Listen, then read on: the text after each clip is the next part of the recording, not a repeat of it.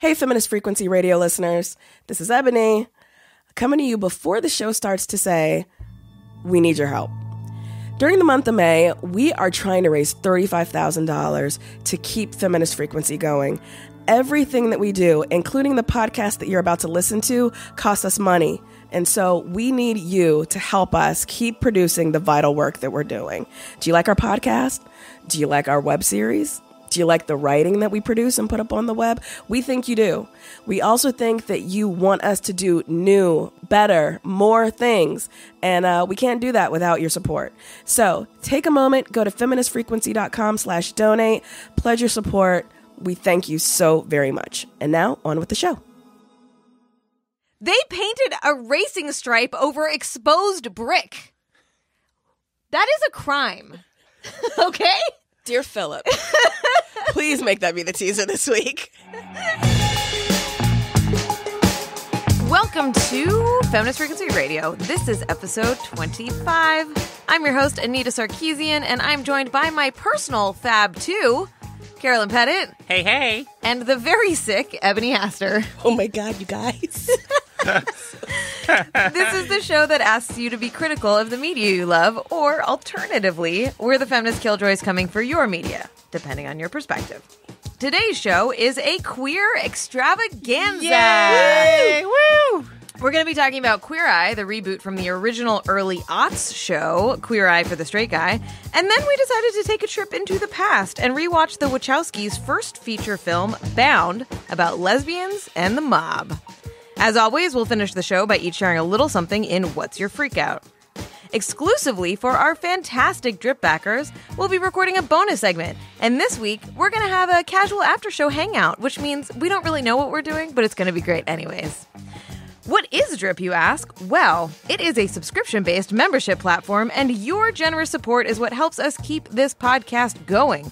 If you want to access special perks and exclusive backer awards, join our podcast community at d.rip/femfreak. Now on with the show. Oh, Ebony. Oh, buddy. Anita. And you're here with us to spread all your germs, too. I know. I was concerned, but we have so much going on this week. Not just this amazing podcast, but, you know, other assorted femme freak business. It's going to happen. No. Ebony's been trying to sneeze for like 20 minutes. This is great radio. On this the is brink great. of a sneeze. That's right. I hate living on the brink of a sneeze. Oh, this is great radio. Yes. Listening to someone try and fail to sneeze. Anyway, Yes. We're in yeah. that. It's like you're Bruce Banner in the Avengers, like trying to go Hulk and Yes. just getting Yes. so close to hulking, and then the Hulkness fades away again. I'm so sad I wasn't on. I just watched it a couple Yeah. days ago. I'm so sad I wasn't here for your discussion of it. But I listened. You were all so lovely without me. Yeah. You know, This just happens. we Yeah. sometimes know what we're doing. But if you want to revisit it, Yeah. I mean, there's like new questions that have come up in my mind, or that Yeah. fans, readers have sent in that have made me think maybe about the that'll be film, our bonus that have- episode. Yeah, actually, we should. We can work that in. Yeah. Yeah. Cool. Pop All right. culture news. Yeah, so one item this week. Boy, what a weekend Donald Glover had this weekend. You know, of course, on Saturday night, he was both the host and musical guest as Childish Gambino of Saturday Night Live. Friday was May the 4th, which I think the most exciting thing about Solo, a Star Wars story for so many of us, is seeing him as Lando. But the biggest thing is that he dropped a video for his new single, This Is America. And wow, I mean, this is like an incendiary, really just explosive, powerful video that has the whole... You know, that's what my Twitter feed was all about this weekend, was This Is America. Or like the video, you know, I guess in a nutshell, like it's such a complex, visually rich, like thought-provoking, challenging video. But in a nutshell, if I had to kind of say what I think it's kind of doing, it's like presenting white America's nightmare about Black America, which is not rooted in reality, but is fueled by racism and ignorance. And then showing kind of in a way how that fuels the nightmare of being Black in America, which is a waking nightmare, right? Anyway, really powerful stuff. So Congrats to him for Have you releasing had an a chance amazing to video. see the video yet, Yeah, I Anita? So I'm clear once again, lagging behind. Y'all, I have no strength in my body. And given the amount of like hardcore drugs I'm on right now for this cold, I knew I did not have it within my spirit to watch a Donald, like a multi-layered performance art piece by Mr. Donald Glover, an attempt to I was just like, I'm seeing it's a purple lot. elephants, It's period. a lot. That video Yeah, is you like know? a lot. You're just watching it, you're like, okay. Oh, Yeah. shit. Yeah. So I'm just gonna, you know what it reminds me of is the conversations about it remind me of the conversations people have about Kara Walker pieces. You guys know that artist, Kara Walker. I'm sure if you like Googled her and saw her, she's famous for her silhouettes. And she's the one who did that the piece at the Domino Sugar Factory, and it was like the Google it after they said and you'll know what I'm talking about. But it seems like the kind of conversation, very strong responses immediately, and people at the same time saying like, I need to go watch this 17 more times before I even will have a hint of what I think about it. Yeah, absolutely. It's extremely provocative, and like I only watched it once, and it's one of those like the imagery is already just kind of burned into my mind kind of thing because it's so powerful. And Donald Glover, like but I mean, and I don't want to take away, like, let's also acknowledge, like, wow, what a amazing dancer and performer and everything Donald Glover is in this video also. Like, on that level, it's just amazing to watch this artist at work because he goes through so many kind of facial, I mean, like the dancing that he does in this video and how evocative it is of so many different emotions is amazing. I like Childish Gambino. I'm super into the stuff he's doing. Yeah. I still always see him as the guy from Community. Sure. It's really sometimes hard for me to like remove that, and it's taken a while. Like, it's just it's fun. It's so you're watching this and you're like, my brain is kind of doing this like jagged shifting thing of being like, no, that's just a character that this person played, and this is another character this person's playing. You know, like in different ways. So, well, cool. All right. Check out the video. Yeah. I'd be curious what you think of it. I mean, like I said, when you have a little, I don't know, maybe I'll just surrender to like the hallucinatory imagery and just like go on a Robitussin ride with Childish Gambino. Yeah. See what I think. All right, so this week we kind of found ourselves in this little queer bonanza, which we're all pretty excited about. To be fair, aren't we always? We are. It's true. We're here. We're queer. Get used to it. Kinda, but you know, yes. So before we get into the main topics, I want to just give a little bit of historical context in terms of queer representations in the media. Like, I'm not going to go into a big thing, but I just want to position how quickly or how big. So when I was growing up, like my generation, to be young and queer meant that you didn't really have a lot of access to queer representations. And I remember the generation before mine was like, we basically had Dykes to Watch Out For by Alison Bechdel, and that was it. We got, we got to have more communities on the internet. You know, like I grew up around a lot of queer women specifically as a teenager, and there were like lesbian bookstores occasionally that you could find, but there was still pretty much it was not accepted to be gay or queer in any way, right? And the media that showed queer representations were such a big, huge deal, right? Like Brokeback Mountain, Ellen, her show coming out and kissing a woman and losing advertisers because of it. Boys Don't Cry, showing a trans representation. Changed my life. Yeah. Like, and I totally get that there's a lot of, criticisms and conversations about that film now, but, for young trans people at the time, or people like me who had never had felt, so isolated and so completely alone. I mean, that movie was just it was the world cracking open a little bit and saying, we acknowledge you exist, right? Which was transformative. Yeah, and so I remember a couple of years ago being like, oh my God, there's so many more queer representations in the media just generally. Like, it's just, it kind of, like, some of them are just, like, nobody cares, and some of them are bigger deals, and it's around a lot more, which shows the shifting of generational acceptance of queer representations to to a larger degree than it was, but still there's a lot of work there, right? Yes. And it's interesting seeing like the backlash that came against Boys Don't Cry recently with some students where we were like, you have no idea how important this film was, but also there is some progress in that in and of itself, right? I mean, I think that the conversations, I think that we need to hold current media that represents trans people to those standards, right? I'm not saying that the thrust of those arguments and those conversations is very important, but we also will, there's a way that, I mean, a critic of mine puts this, a critic that I admire puts this sometimes, where he's like, we can't totally blame media from the past for not being media made in the present. And I mean, like, you can look at that multiple ways. It doesn't mean I'm going to overlook any racism or bullshit in old media. And yet, like, if media in the past could have been really meaningful and powerful and valuable to certain oppressed people, sort of almost in spite of the fact of not being what, we would call like perfect or not, or lacking, unproblematic today, right? Yeah. Because it was so, like, if you were just a population that never saw yourself represented, I mean, any kind of, it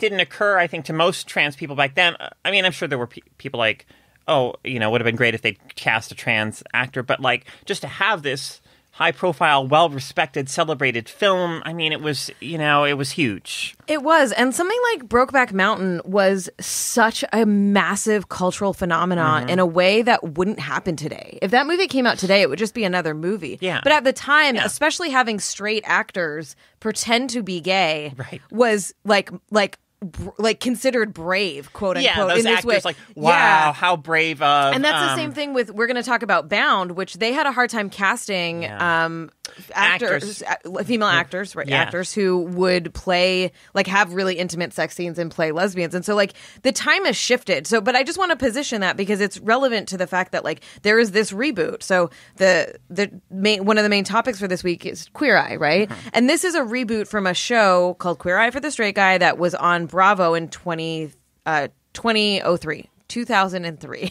That is how we say that. And it was a show where gay men transformed, like, it was a makeover show where gay men transformed straight men. And it was really popular. It won an Emmy in 2004.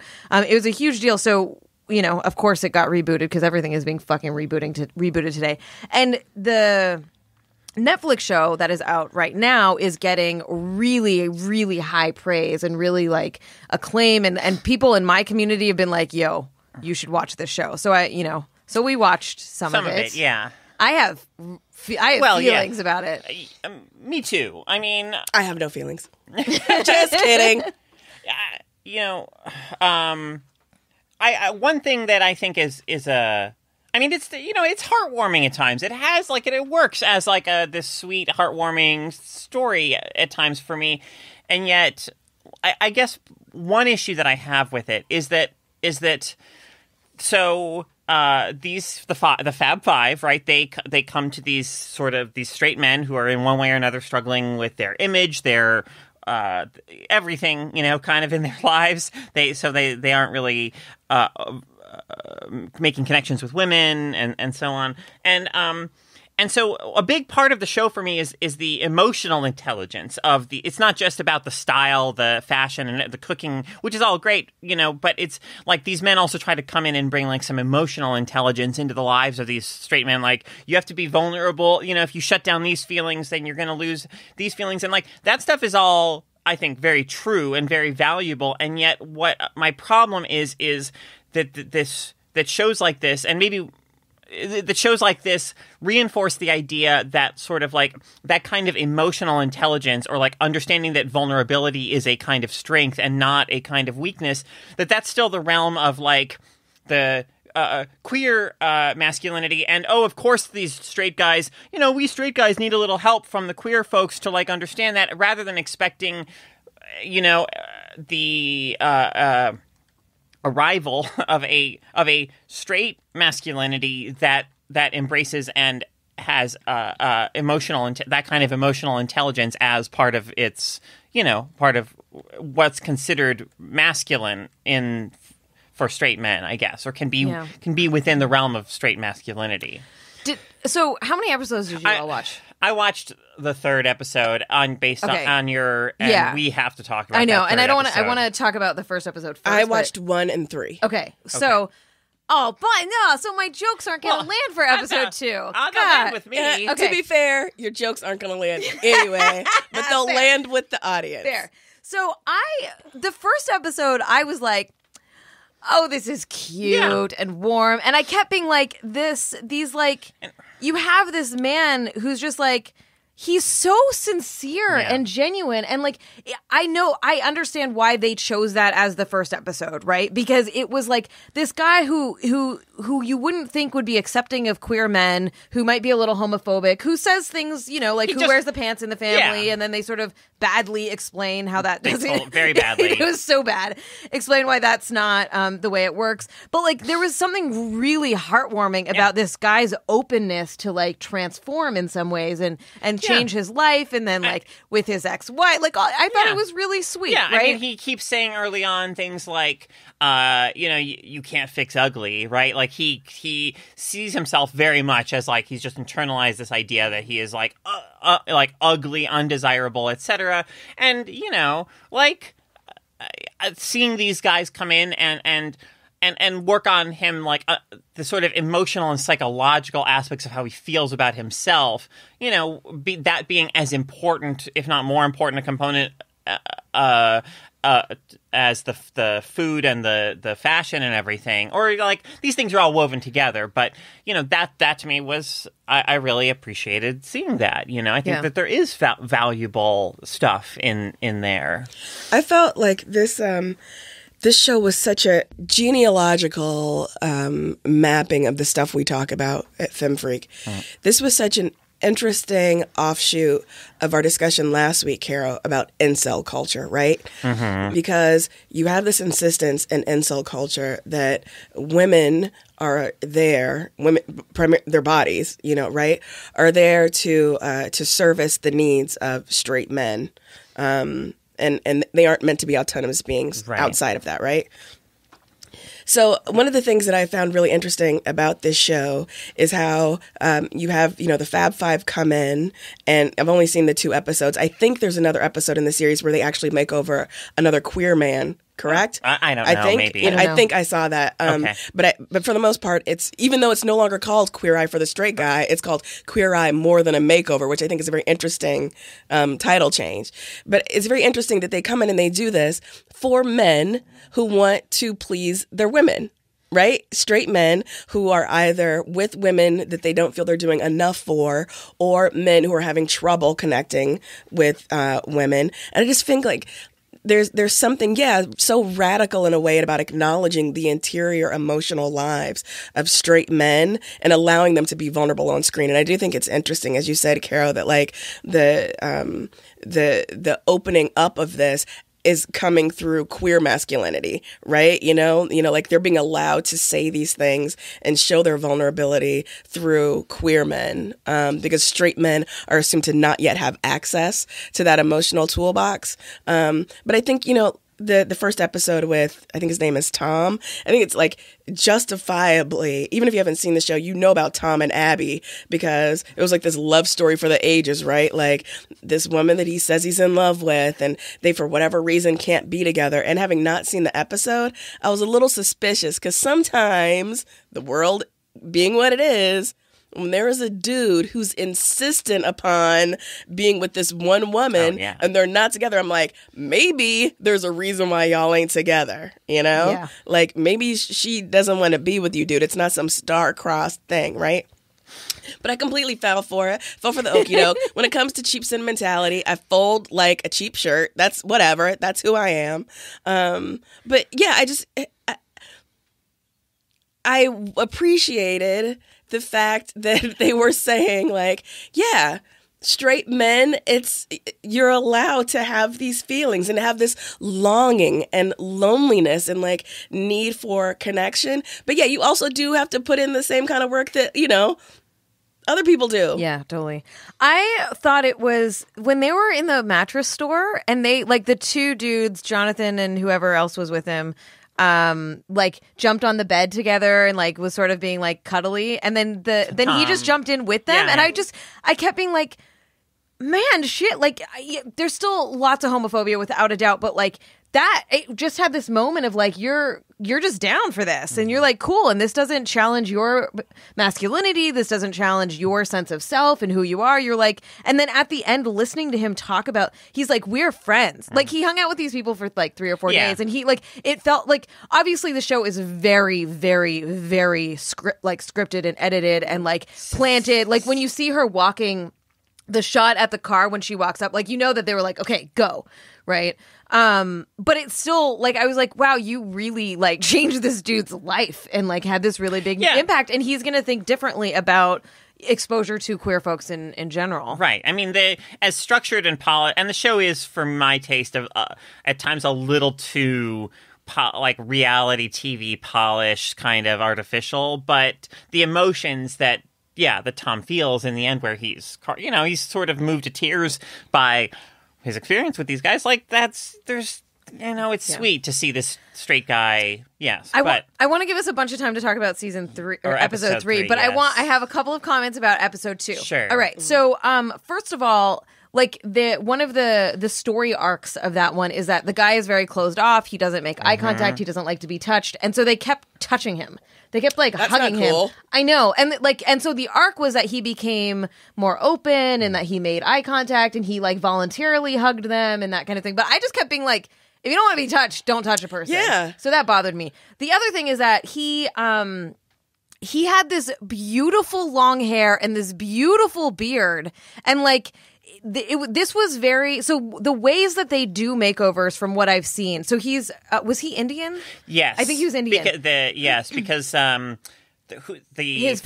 and they talked about like similarities in culture. Yes. I was like, you're making over people to be acceptable to like mainstream white folk. So like, they trimmed his beard down, they cut his hair short. He looked fine. I thought he looked way better before. Sure. I mean, I do think that there's a sense in which, for this person, and again, this is purely like the sense I get from this 45-minute, highly, polished television episode. But I do get the feeling that for him, the beard and the hair and everything were a part of his sort of way of building that wall, and of just not. Yeah, but that's also how they're framing it, so you don't know, right? That's what like, I mean. There's just I was like, oh my god, that beautiful hair. Why are you cutting that off? Sure. Also, they don't know what a tech professional looks like. So when he was like, I was like, do not have him walk into a meeting in a suit in like a tech meeting. Like, we can have a whole conversation about like tech aesthetic and like issues around that, but like the whole time I was like, no, you don't get it. You don't understand. Like, t-shirt and jeans. Yeah, t-shirt and jeans is totally fine. Yeah. Where was that episode? They're all in Georgia. Okay, this was one of the 3 episodes were all in Georgia, around Atlanta. Okay. I mean that area. I feel like for the 3rd one, they go to Florida. No, I don't think so. No, the Marine guy, he was definitely in Georgia too. Okay. Yeah. This is one of my problems with the show, and to be honest, like, I'm never going to watch another episode of this show. I watched the original when it was on a bit, but this kind of show, like makeover show, it's just not my jam, so whatever. Yeah. But one of the things that drives me crazy about these shows is the patronizing tone that underlies the necessity of the makeover, right? So even though the Fab Five are, their studio is based in Atlanta, I have no idea where they actually all live. But there is nevertheless this distinction made between like the city guys who are going into these rural or suburban areas and who are going to Cinderella style, grant them culture and better grooming, and there is this really gross class aspect to it that I did not like. There's a really gross sizist aspect to it that I don't like. So I'm blanking on the guy who does the cooking, but when he goes into Tom's house, he opens up the pantry door and he says, So you can see, you know, that you're clearly a guy who likes making things from scratch, but then there's also this stuff like fudge rounds and whatever. And I'm like, hey, you know what? People are allowed to have like convenient treats without that grimacing effect. And at the beginning of episode 3, they're all in the car doing like the intro, and they're reading off the stats, and they're like, okay, so he's 6 foot tall and 290 pounds, and Carano's like, big guy, and the grimace on his face was so disgusting to me, you know, like I felt like part of what is supposed to make this show work is that, you know, these fairy godmothers are coming in and transforming these Cinderellas, right? But that depends upon them being seen as like these, you know, country yokels in a way that is at least partially false, you know, and certainly patronizing in a lot of its ways. Yeah. So I didn't pick up on that as much when I was younger watching the original version, but this time around, like, it really was off-putting to me. Yeah. Well, let's talk about episode 3, because that one, I watched the first 10 minutes of it and immediately text both of you being like, because we were like, let's just watch the first 2 episodes. I was like, you have to watch this episode. So it starts out with them being pulled over by a cop, and obviously Cramo is driving, by the way. Cramo's driving, and Cramo. Is that Cramo? Cramo Brown. Yeah. He was obviously upset and was like, oh fuck, oh fuck, oh fuck. Turns out it was a gag, that it was the nominator of the person that week. Yes. All the jokes. Of all the I lost my shit. And then all of a sudden it was like, oh, like all the other dudes were like, oh, whatever. Yeah. And you could see that Caramo and also Tan, yeah, were both like the only brown people who were like, oh, this is not good. And at the end of the episode, Caramo, you know, reveals, he was like, you know, when that happened, I was like, fuck this guy. I mean, he didn't say fuck this guy, but, you know, like, here's another white cop, you know, doing this kind of thing. Like, I think the intensity of his reaction to that moment was edited out or hidden, possibly by himself, in that scene when he has to kind of laugh off the prank, right? But I think in that later scene, he reveals like, no, this was not a joke. And I immediately thought, you know, okay, this is who I'm gonna have to bite my lip and service this guy who thinks this of me, and who doesn't think about the implications of pulling a gag like this. And all of that got the severity of all of that, and the fact that they were making over a Trump supporter, and the fact that they were doing all this got completely erased because this fucking episode, it made me so mad. So they're driving back from Atlanta together, and they're in the car, and they're doing these long wipes in between their conversations because they're like bonding, and they're talking about how being oppressed as a black person and being oppressed as a good cop are the same fucking thing. Yeah, I was like losing my shit. Yeah, and the idea that like coming together as 2 individual people bonding over Bone Thugs and Harmony has anything to do with like, you know, systemic, you know, oppression of black people by the police. I was just like, I don't care if you 2 personally get along. That has nothing to do with the sort of larger cultural issues at play here. I just felt this episode was so fucking offensive. Exactly. It's such a problem because so many people will watch this and feel like, oh, this is all we need to come together. We need a little understanding between, like, just give every white cop a gay black best friend and they can hash it out and we'll be, but it's not about, like, it completely erases the fact that it is about systems, right? It is about systems. And yes, they don't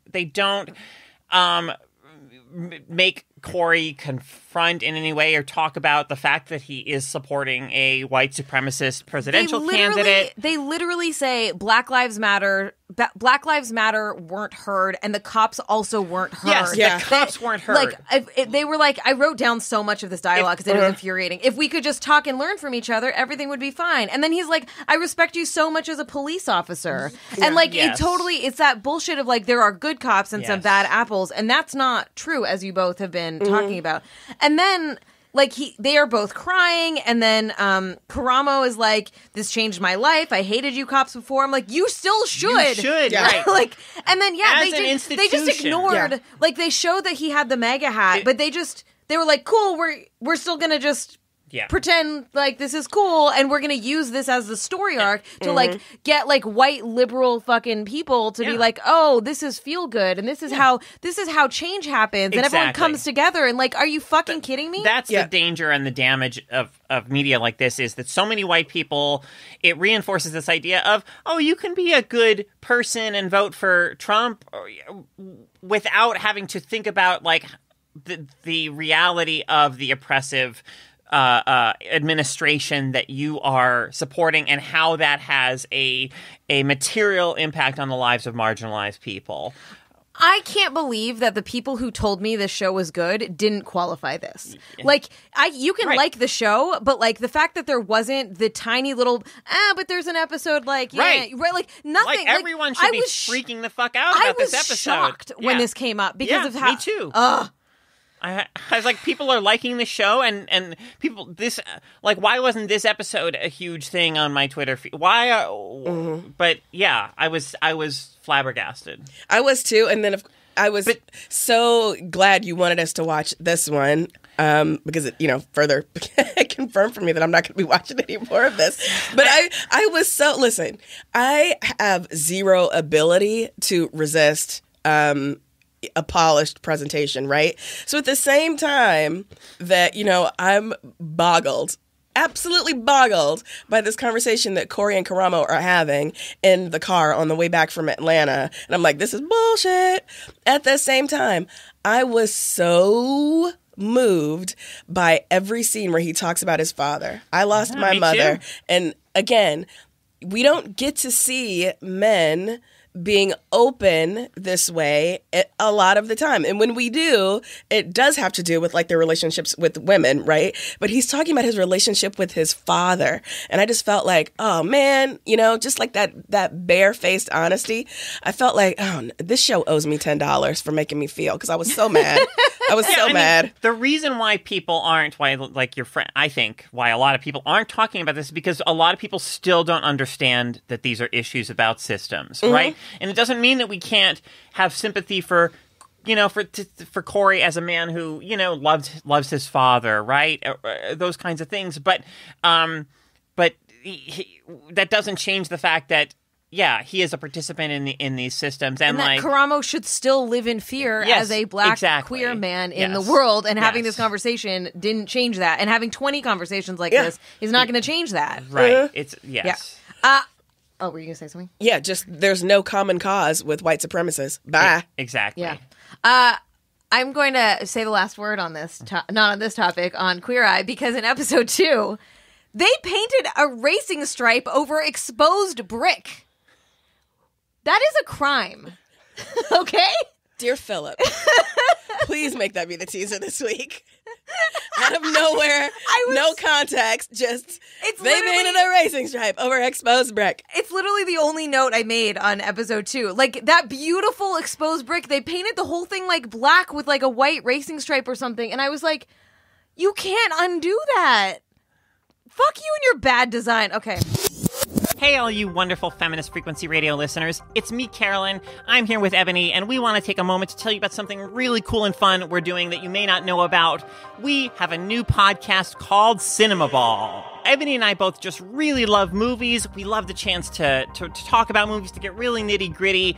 Whether they're awful movies or great movies, cult films, genre films, we are way into all of it. Cinema Ball is a podcast where each week we link from one film to another through something like an actor, a director, a producer, and, just to give it a little kind of gamey structure, my goal is to get us to the Jean-Claude Van Damme vehicle Knockoff, in which he plays a fashion designer, but really the fun of Cinema Ball is just the conversations that we get to have about movies each week. That's right. And as the person playing defense, I'm determined to keep Caro and myself away from having to watch this shitball movie Knockoff. So every time Carolyn gets us a little bit closer, I try and pull us back. We are watching some amazing movies and some not so amazing movies, but what never changes is how fun the show is, and we really hope you guys will tune in. Come on over, give it a listen. We really think you'll like it, and thanks so much for being Feminist Frequency Radio listeners. Listen to Cinema Ball. Cinema Ball.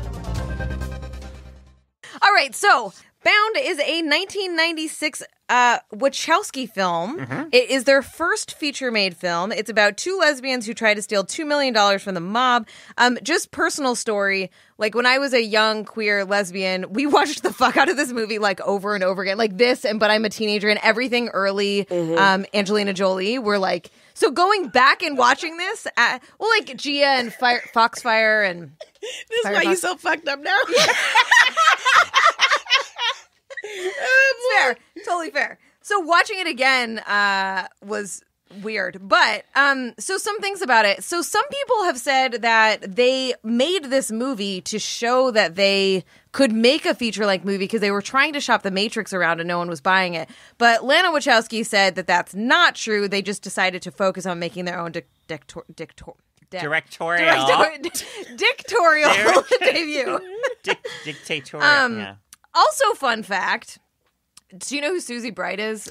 Yes. So I'm not a huge fan of her work in general, but she's like a feminist, like pro-sex, quote-unquote, writer and whatever. She was a consultant on the sex scene, which I'm like, cool, good job, on the sex scenes. And she also was the cameo. She had a cameo on The Bar as the woman that Corky tries to pick up. So, fun facts. I had so much fun rewatching this movie. So, when we, dear audience members, this is how the sausage is made. We throw out a bunch of ideas about what we'd like to watch and talk about on upcoming episodes. And Carol and I were batting around the idea of going back into the vaults and, instead of watching something new, talking about kind of classic scenes or things that were really kind of culturally important and whatever. And I'm so glad we were able to watch this one again because the joy of watching it. First of all, like you, Anita, I was like, oh, this is why I am who I am when it comes to certain women. And I just want to apologize to every young queer woman, every young little lesbian, baby bisexual woman like myself when this movie came out. We were fooled into thinking there were a lot more Corkies out there than there are. There are not. And the ones that are out there are not nice people, by and large. They know what they have. They're like Shane from the L Word, and they're assholes. But I was just like, oh, man, I forgot how much I was into this movie, It was just All right, here's a question.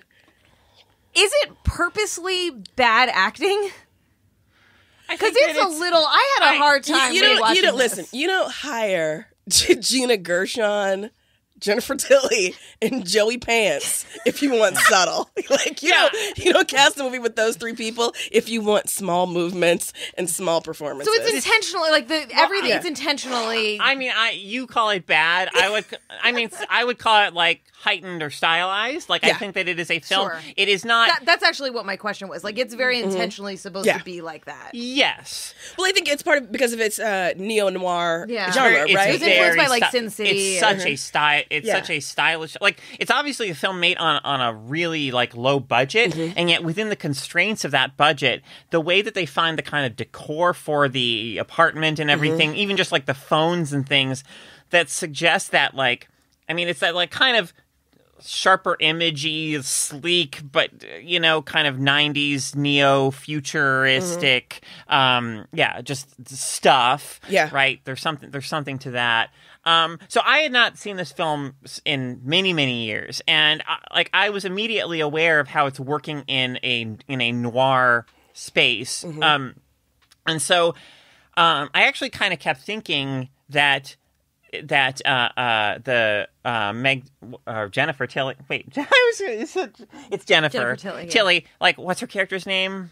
Violet, of course. I kept thinking that she was going to be the full-on femme fatale that. At the end, we would discover that it was that her manipulation of Corky was also a ruse. Wait, have you seen the movie before? Yeah, but I'd forgotten how it ends. Okay, I'd forgotten how it ends. I remembered the sex scenes and stuff, but I'd just forgotten how it ends. And so the fact that in the end, it doesn't end with that kind of...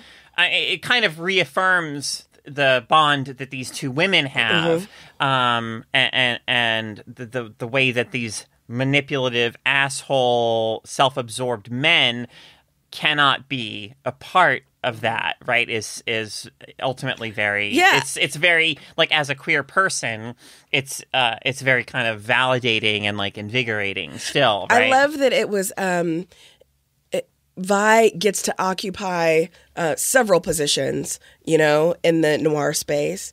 She does occupy the position of the femme fatale, but she also gets to occupy the position of, like, you know, the hero's love interest, like the good girl, right? Because her relationship with Corky is real, is sincere in a way that it isn't with Caesar. You know, she's not playing Corky in the way that she does Shelley or Mickey or Johnny or whoever else, Joey 2 times, whatever, you know, the mob guys. So, you know, I thought it was just a really tight, fun exploration of the kind of tropes of the noir genre. And I love, too, that it's a very small film in the sense that, so it takes place in Chicago, but it's so rare for a film that, I mean, the city itself, Chicago, is really not, like, this is not like a Chicago film. It doesn't have like a Chicago identity. There's not like establishing shots of Chicago. There's very few like outdoor scenes. This film is all like interiors. It's pretty much like, it could almost be a play or like a theater piece, because it's all, I mean, and I think that gives it more of like this kind of pressure cooker kind of quality, right? You could transplant it to New York or wherever, but it could still have that same kind of intensity in these interior spaces.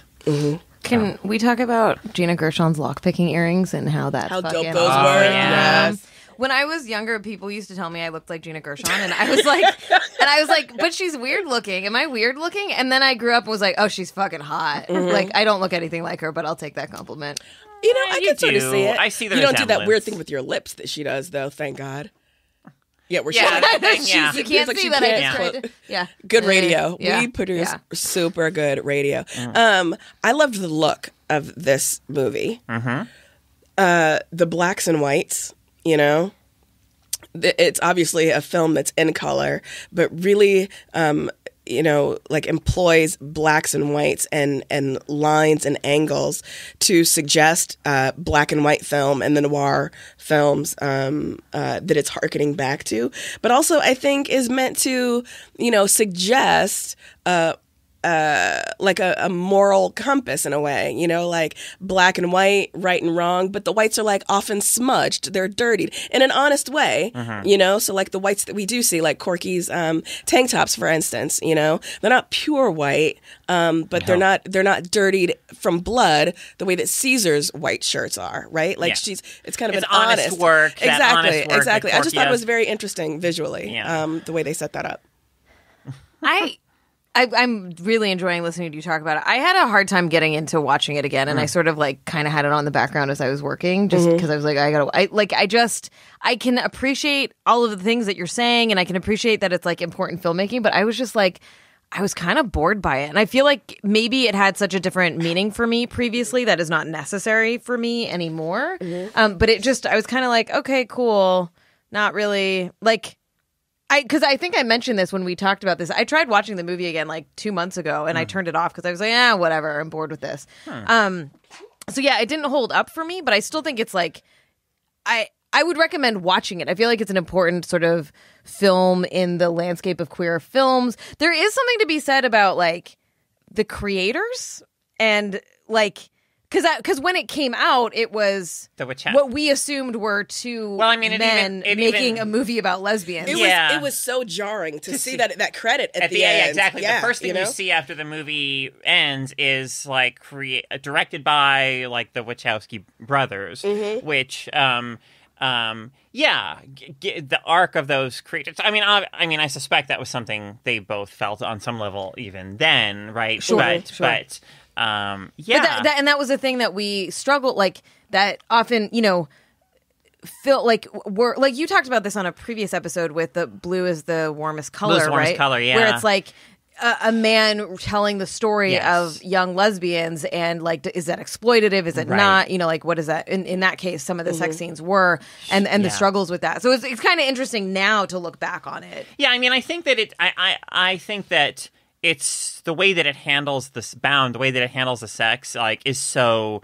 To me, I think it's so great. Like, I love that Gina Gershon gets the line, something like, there's nothing I dislike more than a woman who feels guilty for wanting sex or whatever, right? Like that is a line that it affirms female sexuality, right? Yeah. And not as objects of desire, but as desirers. Well, and there's obviously there's several lines like that do that I don't think I noticed that when I was younger, but I notice it now. And then also like the little bits about, like, you were talking about the sort of stereotype of Corky and how, like, we've all dated those women and know those women. No, I did. It was a disaster. But like the truck thing was just, I mean, like, so course. dead on. Like, Yes. so dead on in every way. The way Jennifer Tilly just says, of course. Yeah. And then, like, the upgrade at the end, like, just fucking hilarious. But I liked the line where, that's when I found out that Susie Bright was a consultant at sex scenes. I was like, oh, it makes so much more sense because there is a realness to this. Isn't just like what men think women do when they have sex. And there's the line where she's like, did you plan all of this? And Jennifer Tilly, Violet's like, if I say yes, will you take your finger out? Yeah. Or your fingers out? And she's like, no, yes. And like that whole exchange was so well done. I thought it was so interesting. So I did not learn that Susie Bright was the sex scene coach or whatever until researching it for this podcast. But I remember thinking, like, there's something so interesting about the fact that the first sex scene we see between them, Violet is the more active person, right? You know, in terms of caressing and bringing Corky to orgasm. And I think, like, in as much as you can say this feels authentic to, like, lesbian sex experience, that felt authentic in a way that I don't know would have been possible without an actual lesbian consulting on it, because I think the instinct would have been to have Corky be the aggressor as the more masculine of center character. Does that make sense? Yeah, although I would say that in this film, it feels intentionally written so that Violet was playing this role and showing the empowerment of, like, femme women and that, like, the desire to have sex and own sex. So, like, absolutely. But, you know, the assumption that, like, if you are the more, like, you know, for lack of a better word, butch of the two, will you be accepting of that kind of behavior, right? Sure, you know? yeah. So I was glad that they showed, like, this is, there's no, man here, Right. like, this is not about, like, who penetrates whom and whatever. Which it's makes not about who wears the pants. Yeah, exactly. And that line, which makes that line at the end, or that little exchange at the end, so great, where Corky's like, you know what the difference is between us, and she says no, and Corky says, I don't either. It was nice. Yeah. So if you haven't seen Bound, it's worth checking out. It's on Amazon Prime. If you got that account, check it out. I mean, I'll go one higher than Anita. Like, I think it's a legitimately good, stylish, interesting film that I think is still it's a good watch. Totally. I was tired all weekend, so I was like, I gotta watch it. You can't deny, like, the Wachowskis know how to put together a fucking film. For sure. So I mean, Jupiter Ascending. Can we please talk about that cuckoo? I never saw it. So bananas. Maybe we that should will watch be one it of this our, week our in the rollback. office. Yeah, we should do that.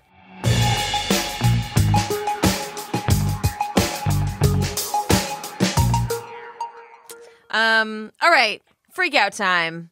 Carolyn? Yeah. What is your freak out this week? I read the first volume of a comic series called Paper Girls, which is it's written by, like, Brian K. Vaughan, who is also known for his work on, like, Saga and other, I think, various Why the other... Last Man? Mm-hmm, right, yes. So I'm only, like I said, one volume into Paper Girls, and like, the narrative of it, it's right now, it still seems just kind of goofy and a bit messy, but the character, so it takes place in, like, 1988, I think. It's about these four young women who have like a paper route, and in I think Cleveland, I want to say Cleveland, and one like the night after Halloween, they're out delivering papers, and basically like all kinds of crazy shit starts to happen. But as characters, they're great. It's a great assortment of 4 women, young women with really great different kind of personalities. The art is beautiful. It's beautiful. It's so makes such amazing use of color, and it does. It has such an authenticity to it in terms of capturing the period in ways that don't feel like flashy or deliberately kind of in your face. So, for instance, when the main character, the character we kind of meet first, is waking up in the morning, there's like a Depeche Mode poster on her wall, just like one example. And it's not like the art doesn't do like look at this Depeche Mode poster here. We're doing the whole 80s thing, but it's there, and for people like me who it's such a distinct, like it's an actual poster. And for people like me, you're like, oh, whoa, hey, I remember that poster. And it's full of the world of the book is full of that kind of authentic period detail, which I really enjoy, in ways that, as I said, they do feel authentic, which is important. And yeah, so I'm curious to see where it's got, like I said, this wild sci-fi story. I don't really have a good handle on it yet. Some of the writing is a little kind of clunky and self-conscious, and yet because of the art, because of the characters, because of how it's treating the period, I'm very much gonna stick with it for now and read at least the next volume and see how it goes. Nice. Yeah. Ebony, what are you freaking out about other than your health? Yeah, trying to stay alive. So in keeping with our queer theme today, by the way, we're going back to aggressively straight content after this week. Everybody who's worried, all straight news all the time. Yeah, that's so brand. Isn't it though? Yeah. So apparently tonight is the annual Met Gala. Why wasn't I invited? For real, right? Like, Anita gets invited to some dope shit. No, usually, very rarely. I do. Whatever. Very rarely. Y'all listen to this show. You know she's constantly on the move. Normally, I don't give a shit because I don't like leaving the house. But if you got invited to the Met Gala, for reals, I would ask to be your security detail. Our so friend I could go. Manveer said that when he's big and famous and gets invited to the Met Gala, I get to go in his pocket. I'll be his pocket date. I love that. Yeah. So much. Because he's, a big So dude and much. I'm a little Yo, bit. shout out to Manveer. I love that He's dude. the best. He is the dude. Ugh, love that. You know what's going to be great is I bet he doesn't listen to the podcast, but you should send him this link. I will, and be like, my employees love you. Okay, so anyways, Met Gala is tonight. The only part that us plebeians care about is the fashion, right? So we watch like the red carpet. And the theme changes every year. And some, like 1 year it was punk, and so watching like these, very wealthy, very beautiful people interpret what they thought punk was hilarious. Some people got it, some people not so much. The theme this year apparently is like the Catholic Church. Shut up. Right? Yo, okay. So anyways, I read, my freak out for this week is this piece by John Paul Brammer, who is a great writer, and I follow him on Twitter. I wish you could see me and Carolyn's face right now because I'm so confused. Right. So, the piece that we'll put a link up to this, is called "The Met Gala's Cute, but the Catholic Church is still incredibly homophobic." And the header is, "At tonight's gala, the church will benefit from the gifts of queer people while condemning them, but that's par for the course." And it's all about how, like the celebrations within queer culture of like vitality and color and a certain kind of like what this writer calls Baroque aesthetics, will be, employed in the service of this visual tonight. In a way that, to him, seems completely uncritical. So, I mean, the Catholic Church is an institution that has historically and, in recent decades done incalculable harm and destroyed the lives of so many young people who have, queer people, just children. So it's very puzzling to me. I mean, is the idea to kind of take style cues from the church and heighten it to such a degree that it becomes like a kind of like an absurd thing, or to kind of make it a critique in some way? Let me correct what I said. So it says this year's Met Gala theme. Yeah. Celebrities and designers have been asked to conjure their Sunday best. Oh. So the Met Gala is always pegged to a specific like exhibit or Sure. kind of visual exhibition that's going on, right? So the thing that they're being asked to peg it to is heavenly bodies, fashion, and the Catholic imagination.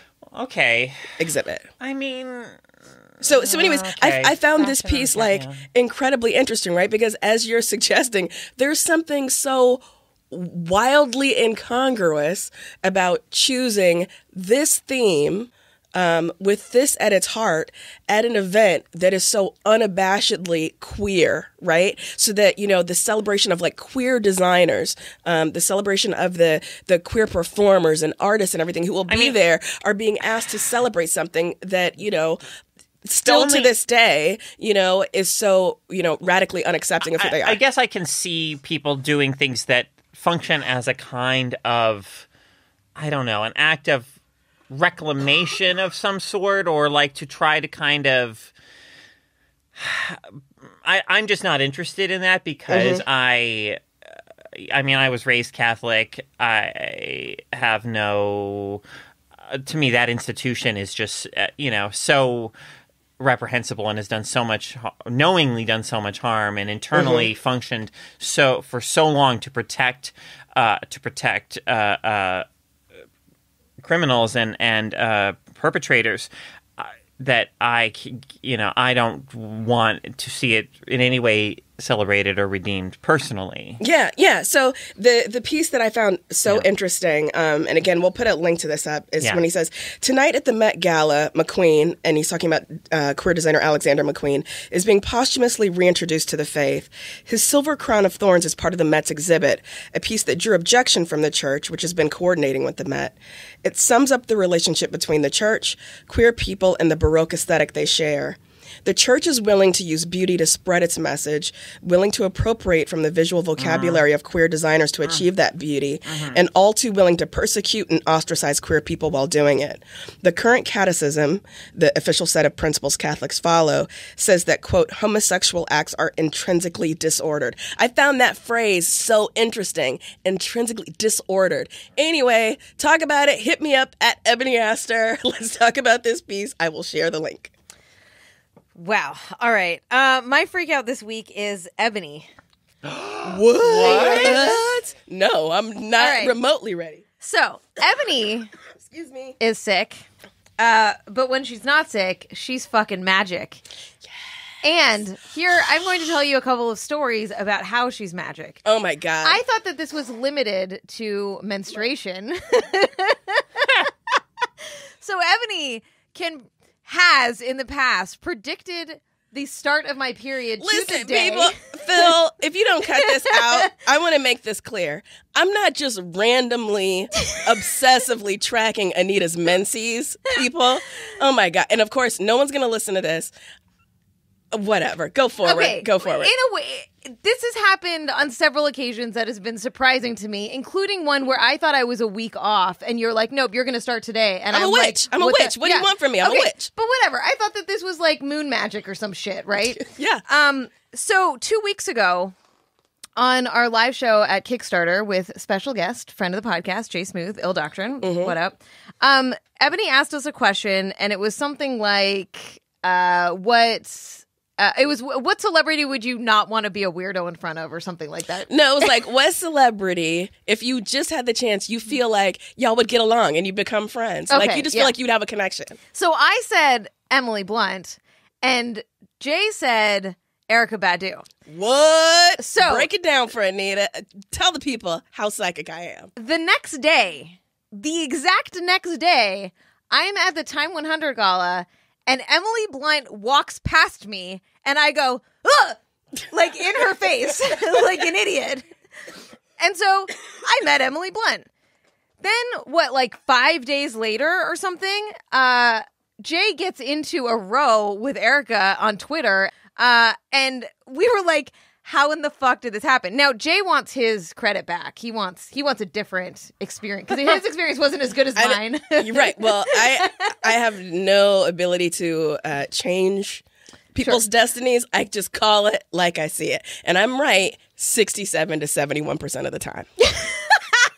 So, in case you were wondering, Ebony is magic. And I look forward to the next prediction. Shit, me too. I'm a witch. Maybe my emote for Twitch could be a witch. All right, that is our show. You can catch us back here every single Wednesday. Remember that you, too, can join our podcast community and help us bring you this sweet, fresh, spicy content every single week at d.rib/FemFreak. If you're enjoying the show, please leave us a review on iTunes or wherever you get this podcast because it really helps spread the word about our show. And, while you're getting your fancy makeover and new mattresses and cutting off your beautiful hair, tell your friends, too, because they might want to check in. You can check out all of our work and our other podcasts, including Cinema Ball, at feministfrequency.com. And we want to hear from you. So hit us up on Twitter and let us know what you'd like to hear us talk about on Feminist Frequency Radio. You can find me at Anita Sarkeesian. I'm at Carolyn Michelle. Ebony. I am at Robitussin. Oh, shit. Did I forget to say that we're at FemFreak? Because we're at FemFreak, so follow us there as well. Our producer is Phil Circus, who also composed our theme music, and we will see you all next week. Later. Bye.